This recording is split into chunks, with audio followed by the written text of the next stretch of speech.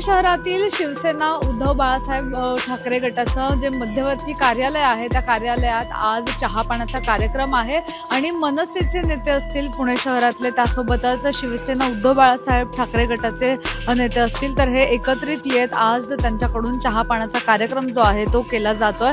खरं तर आगामी ज्या स्थानिक स्वराज्य संस्थेच्या निवडणुका आहेत तर त्या पार्श्वभूमीवर मनसे आणि शिवसेनेकडून ही महत्त्वाची बैठक सध्या सुरू असल्याचं आपल्याला पाहायला मिळतं। हे जे कार्यालय आहे शिवसेनेचं तर तिथे ही बैठक सुरू आहे। यामध्ये मनसेचे काही जे स्थानिक नेते आहेत आणि त्यासोबतच शिवसेनेचे स्थानिक नेते आहेत तर त्यांच्याकडून ही महत्त्वाची बैठक आता सध्या पार पडतीये। यामध्ये अगदी 1 तासाभरापूर्वी ही बैठक जी आहे त्याला सुरुवात झालेली आहे आणि त्यामुळे या बैठकीत नेमकं काय होतं ते पाहणं महत्त्वाचं असणार आहे, कारण की आगामी महानगरपालिकेच्या निवडणुकीच्या पार्श्वभूमीवर जे स्थानिक पक्ष आहेत ते आता जोरात कामाला लागलेले आहेत। त्यासोबतच राज्यातील जे महत्त्वाचे पक्ष आहेत ते सुद्धा जोरदार त्यांनी आता काम सुरू केलेलं आहे आणि त्याच पार्श्वभूमीवर आता मनसे आणि शिवसेना हे जे आहेत ते दोन्हीही पक्ष खरं तर स्थानिक लेवलला एकत्र येऊन निवडणुका लढवणार का हा प्रश्न जो आहे तो सगळ्यांना पडलेला होता।